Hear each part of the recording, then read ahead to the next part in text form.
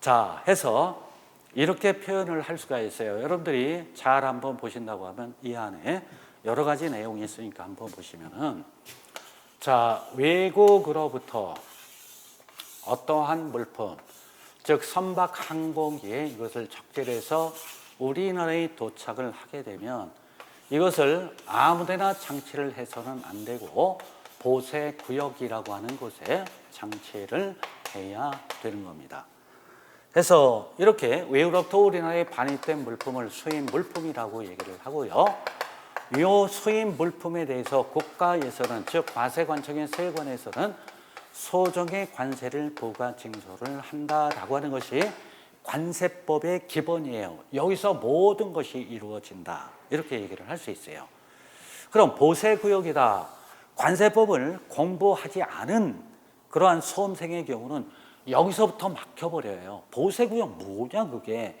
이거는 1차 기본 강의 때 얘기하는 그러한 부분이에요. 그래서 조금 전에 얘기를 한 것처럼 1차 공부를 알던 모르던 한번 어느 정도 그 용어정의라든가 들은 풍월이 있기 때문에 괜찮다는 얘기예요. 근데 공부하는 사람한테 보세구역 얘기를 하면 여기서부터 막혀버리니까 재미도 없어요.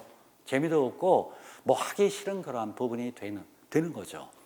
자, 여기서 지금 오늘 시간에 뭐 용어 정의를 한다, 그것을 하려고 하는 그러한 부분은 아니에요. 보세구역에 여기에 장치를 해요. 그러면은 여기에 기본이죠. 외국으로부터 우리나라에 반입된 수입 물품에 대해서 관세를 부과 징수를 한다라고 하는 거죠. 그러면 국가에서 이 세금이라고 하는 것을, 즉 조세라고 하는 것을 부과 징수를 하기 위해서는, 자, 뭐에 대해서 관세를 부과 징수를 하느냐? 그러면 그것을 이제 과세 대상이라고 얘기를 하는데, 과세 대상에 대해서 세금을 내는데 얼마를 내야 될 거냐? 그것을 누가 내야 될 거냐? 그것을 우리가 뭐라고 얘기를 하냐면 과세 요건이라고 얘기를 해요. 즉 수입 물품에 대해서 관세를 부과 징수를 하려면 과세의 4대 요건이라고 하는 것이 충족이 돼야 된다. 그래서 제가 이 과세 4대 요건을 이렇게 표현을 해요. Y는 이꼬르 AX에서 납세 의무자다라고 하는 거예요. Y는 어느 수입 물품에 대해서 납부해야 할 관세액을 Y값으로 보고요.